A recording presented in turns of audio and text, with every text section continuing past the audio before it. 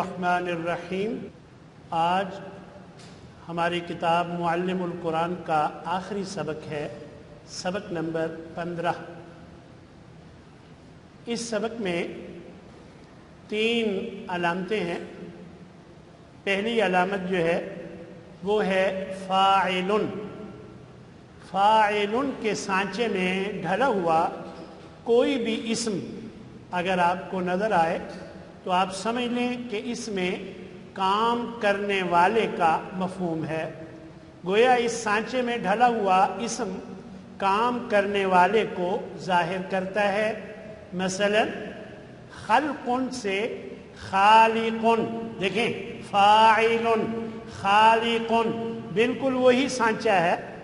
اس سانچے میں ڈھلا ہوا ہے فاعل کے سانچے میں خالق پیدا کرنے والا، ظلم سے ظالم ظلم کرنے والا، شکر سے شاکر شکر کرنے والا، صبر سے صابر صبر کرنے والا، قتل سے قاتل قتل کرنے والا، سائل کیا ہوگا؟ سوال کرنے والا، جی عامل عمل کرنے والا، صادق کیا ہوگا؟ سچ بولنے والا، شاباش، کاذب کیا ہوگا؟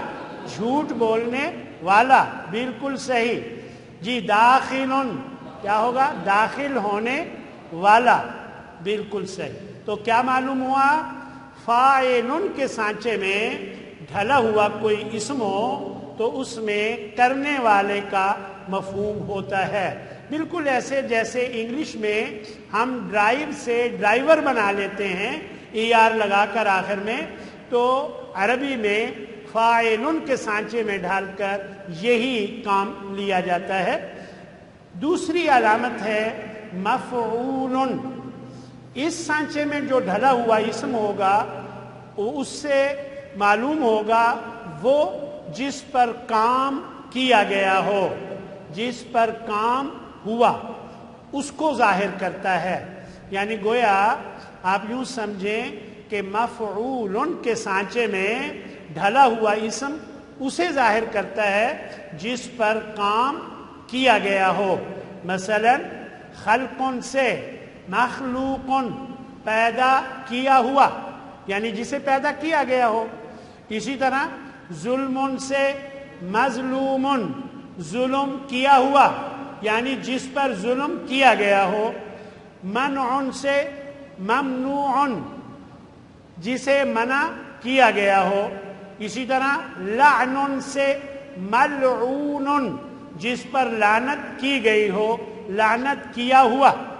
اور قتل سے مقتول قتل کیا گیا ہوا، یعنی جسے قتل کیا گیا ہو۔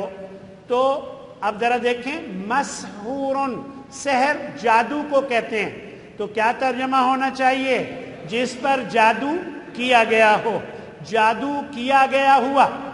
اور مغضوب غضب کیا گیا ہوا، شاباش۔ اور اسی طرح مسئول سوال کیا گیا ہوا، دیکھیں سائل سوال کرنے والا، اور مسئول جس سے سوال کیا گیا ہو، پوچھا گیا ہوا۔ اور اسی طرح مضروب مارا گیا ہوا، یعنی جسے مارا گیا ہو۔ اور اسی طرح مرقوم رقم کیا گیا ہوا، لکھا گیا ہوا۔ جی بالکل واضح ہے۔ اب ہم دونوں علامتوں کی پہچان کرتے ہیں۔ دیکھیے، خلق سے خالق پیدا کرنے والا، اور مخلوق پیدا کیا گیا ہوا۔ دیکھیں، ظلم سے ظالم ظلم کرنے والا، اور مظلوم ظلم کیا گیا ہوا۔ اسی طرح شکر سے شاکر شکر کرنے والا، اور مشکور شکر ادا کیا گیا ہوا۔ یہاں میں ایک بات کرنا چاہوں گا، عموماً لوگ دوسروں کو کہتے ہیں میں آپ کا مشکور ہوں، یہ غلط ہے۔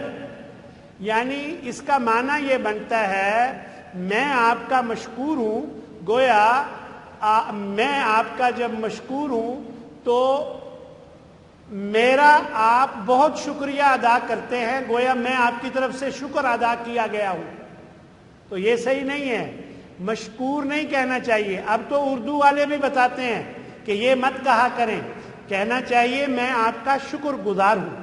مشکور کا معنی ہے جس کا شکر ادا کیا گیا ہو، یعنی میں وہ ہوں جس کا شکر ادا کیا گیا ہے آپ کی طرف سے، یعنی میرا بہت شکر ادا کرتے ہیں آپ، یوں اس کا مفہوم بنتا ہے، لہذا میں آپ کا شکر گزار ہوں کہنا چاہیے۔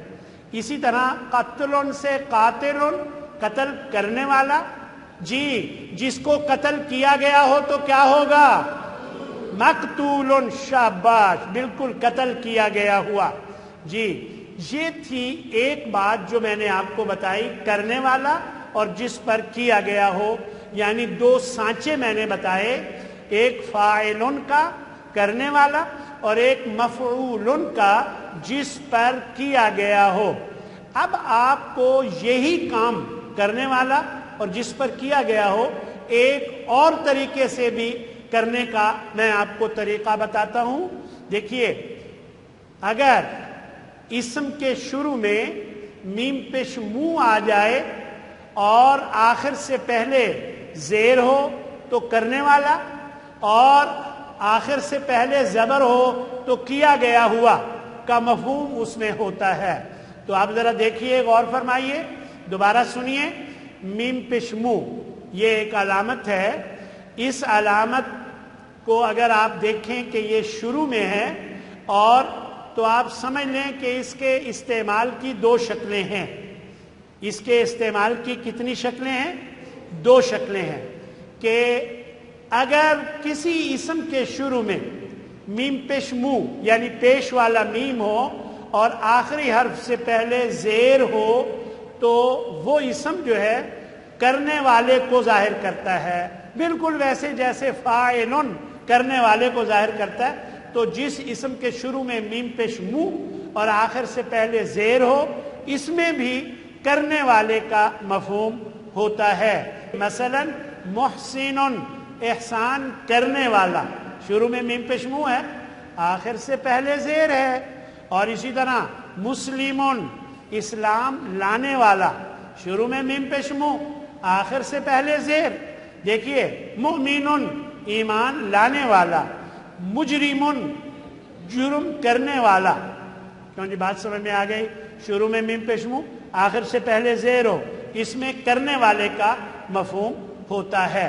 اب چند مثالیں اور ملاحظہ فرمائیں۔ مجاہد، کیا ترجمہ ہوگا؟ جہاد کرنے والا، شاباش۔ جی منافق، نفاق کرنے والا یعنی منافقت کرنے والا۔ مفسد، فساد مچانے والا یا فساد کرنے والا۔ مصلح، اصلاح کرنے والا۔ مؤذن، اذان دینے والا، شاباش۔ اور مشرک، شرک کرنے والا، اور اسی طرح مفلح، فلاح پانے والا۔ اور اسی طرح محترم، کیا ترجمہ ہونا چاہیے؟ محترم، احترام کرنے والا، احترام کرنے والا۔ جی یہ استعمال کی ایک شکل میں نے میم پیش منہ کے استعمال کی ایک شکل بتائی ہے، آپ کو میم پیش منہ کے استعمال کی ایک شکل بتائی ہے کہ شروع میں میم پیش منہ اور آخر سے پہلے زیر اگر ہو تو اس میں کرنے والے کا مفہوم ہوتا ہے۔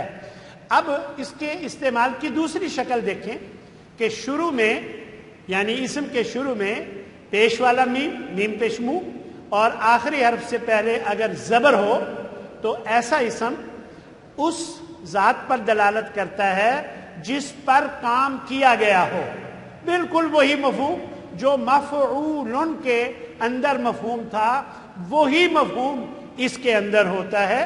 تو دیکھیے، محمد، تعریف کیا گیا ہوا یعنی جس کی بہت تعریف کی گئی ہو، محمد۔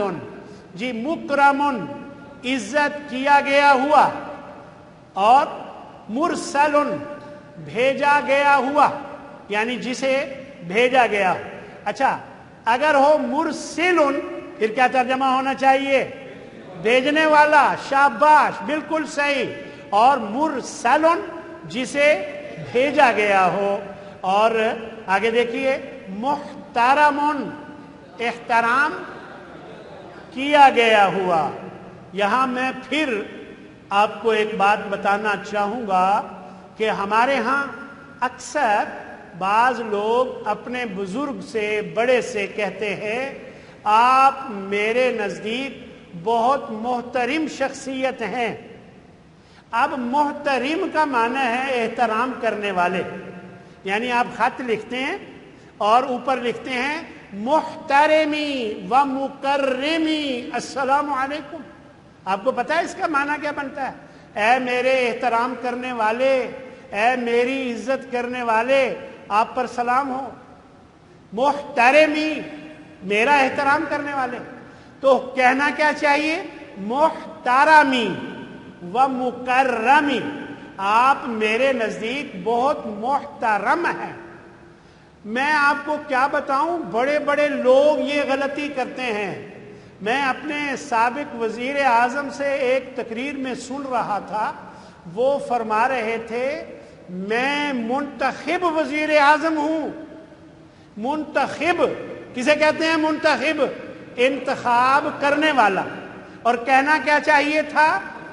انتخاب جس کا کیا گیا ہو. کہنا چاہیے تھا منتخب وزیر اعظم ہوں، یعنی وہ وزیر اعظم ہوں جس کا انتخاب کیا گیا. تو وہ کہہ رہے تھے میں منتخب وزیر اعظم ہوں. تو اس طرح یہ بھی ایک جملہ آپ کو سننے میں ملا ہوگا، یہ شخص فلاں جرم میں ملزم ہے. کیا مطلب؟ ملزم، الزام لگانے والا. اور کیا کہنا چاہیے ذرا بتائیے تو؟ ملزم، یعنی جس پہ الزام لگایا گیا ہے. اب دیکھ لیں زیر اور زبر سے کتنا فرق پڑ جاتا ہے، کرنے اور کیے جانے کا فرق ہو جاتا ہے. دیکھو ذرا احتیاط کیا کریں. تو دیکھیے محترم احترام کیا گیا ہوا، محرم حرام کیا گیا ہوا، مخرج نکالا گیا ہوا.